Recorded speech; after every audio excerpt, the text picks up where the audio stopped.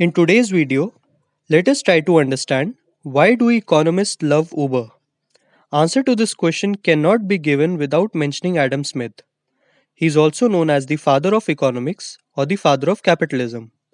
In his classic book, An Inquiry into the Nature and Causes of the Wealth of Nations, which is abbreviated as The Wealth of Nations, Smith talks about the invisible hand. The invisible hand is a simple concept and particularly important to understand today's topic. What he meant was, in an economy which is not regulated by the center, also known as decentralized economy, every person should be left to work in their own self interest. When all of them work in their own interest, they end up gaining from each other. For example, a butcher, a brewer, a barber, or a banker do not work for you. They work in their own self interest to fulfill their desires. Their work for themselves ends up benefiting the whole society. Everyone gets to eat meat, drink beer, get groomed, etc. Smith says that participants in the economy are motivated by self interest and that the invisible hand of the marketplace guides this self interest into promoting general economic well being. He is calling the dynamics of marketplace an invisible hand which puts things together, converting the self interest of each person into benefits for the whole society. So now you know who Adam Smith is and what was his invisible hand. This little piece of information will help you better understand why economists love Uber. Experts consider the business model of Uber as unregulated or decentralized compared to traditional taxi services. In many cities, the local government imposes strict controls in the market for traditional taxis. They are required to obtain an occupational license to transport passengers. They are restricted from picking up passengers outside of the jurisdiction that issued their license. The number of taxi drivers is often limited, and fares are often set by regulatory bodies. The government uses its police powers, that is, the threat of fines or jail time, to keep unauthorized drivers off the streets and to prevent all drivers from charging unauthorized prices. Uber was launched in 2009 and it turned out to be highly disruptive for this market. The company provides an app for smartphones that connects drivers and passengers. Because Uber cars do not roam the streets looking for passengers, they are technically not taxis and so are not subject to same regulations. But they offer much the same service. Indeed, rides from Uber cars are often more convenient. On a cold and rainy day, who wants to stand on the side of the road waiting for an empty cab to drive by? It is more pleasant to remain inside, use your smartphone to arrange for a ride, and stay warm and dry until the car arrives. Uber cars often charge less than taxis, but not always. This term, but not always, is where the essence of this discussion lies. The most interesting feature of Uber is that it also incorporates surge pricing to help match supply and demand for cabs.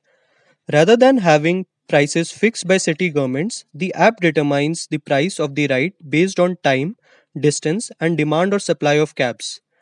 In the app, you will see big bold numbers like 1.5x or 3x. 1.5x means that the fare is 50% more than the standard fare. 3x means that the fare is 3 times the standard fare. Let me explain using a real life example that took place on the New Year's Eve in 2014 in New York. This example will also explain the business model of Uber because of which economists love it. Since this was New Year's Eve, demand for cabs was extremely high. High demand leads to high prices because of Uber's feature of surge pricing. I will explain in a moment why this surge pricing is important. When Uber drivers see that there is a high demand in certain areas, they move from low demand areas to high demand areas as there is an incentive to earn more because they know that the prices have risen there. But on that day, there was a technical glitch due to which Uber's surge pricing stopped working for 26 minutes.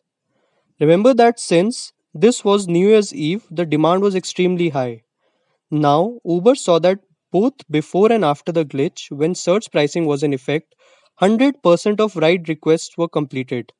But during the glitch, the completion rate dropped to 25%.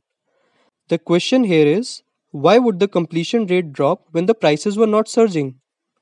Why is it so that when prices were high, rides were getting completed, but when prices were low, they were not getting completed? It should have been the opposite of this. Now listen to this very carefully.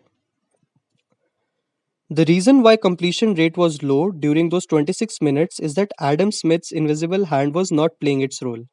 What I mean is, when the demand rises, the price increases so that the ones who value their rights the most are the ones who get to use the cabs.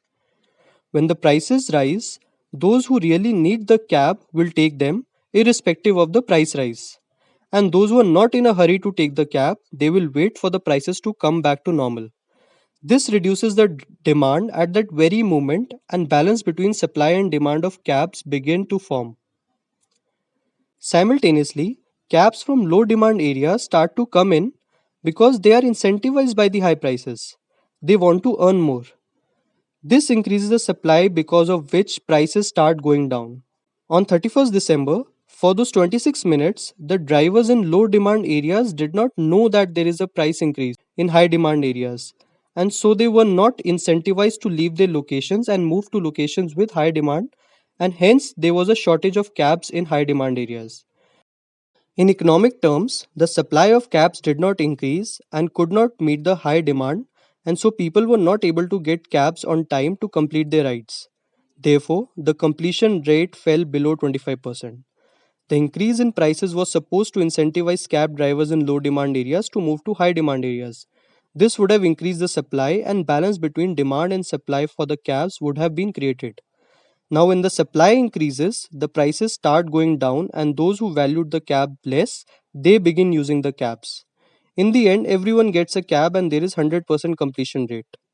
During those 26 minutes of the glitch, people with lesser need of the cabs were no longer waiting because, due to the glitch, the prices did not rise in the first place. They had no incentive to wait. This led the demand to rise even further because people with all kinds of needs were trying to book the cab at the same time. In such cases, many of those who really need the cab do not get them because so many passengers are booking the cab at the same time. This is how the invisible hand works. Economists love this Uber's business model because markets are supposed to use prices and allocate them to the people who are willing to pay the most without the interference of government regulations.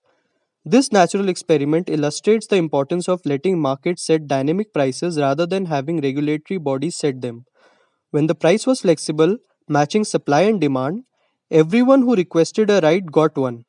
When the price was static and below the market rate, 25% people got a cheaper ride and 75% people did not get to ride at all. Uber is an embodiment of how economists would want the economy to be. Obviously, not everyone is fond of Uber. It is threatening to destroy the old school taxi and private cars industry. Drivers of traditional taxis complain that this new competition eats into their source of income. This is hardly a surprise. Suppliers of goods and services usually dislike new competitors. But vigorous competition among producers makes a market work well for consumers. That was all for this video. I hope you liked the video. Please give your feedback in the comment section. Thank you.